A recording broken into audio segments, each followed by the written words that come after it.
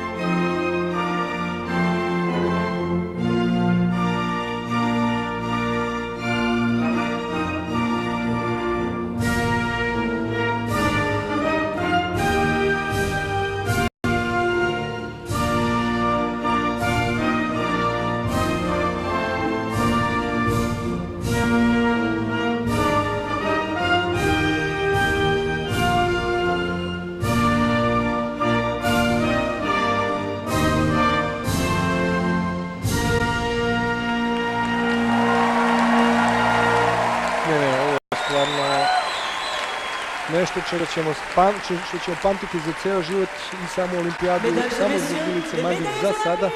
Vaterpolisti treba da daju završnu reč sutra pa da svedemo bilans našeg učešća na ovim olimpijskim igrama. Milica je otpevala našu himnu, odgledao sam već nekoliko ovakvih ceremonija, nisam primetio da je neko pevao ovako iz srca, iz duše kao ona. To samo govori upravo u prilog onome što sam već rekao, da mnogo dugo čekamo jednu zlatnu medalju na olimpijskim igrama.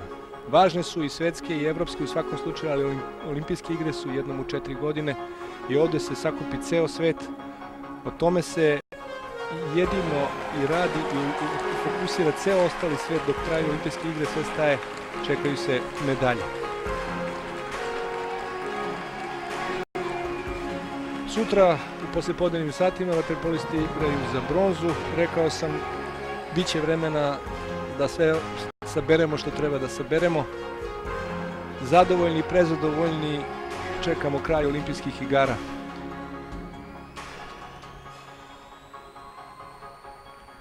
A to zadovoljstvo donela nam je ova devojka koja sada pozira fotoreporterima iz celog sveta sa zlatom.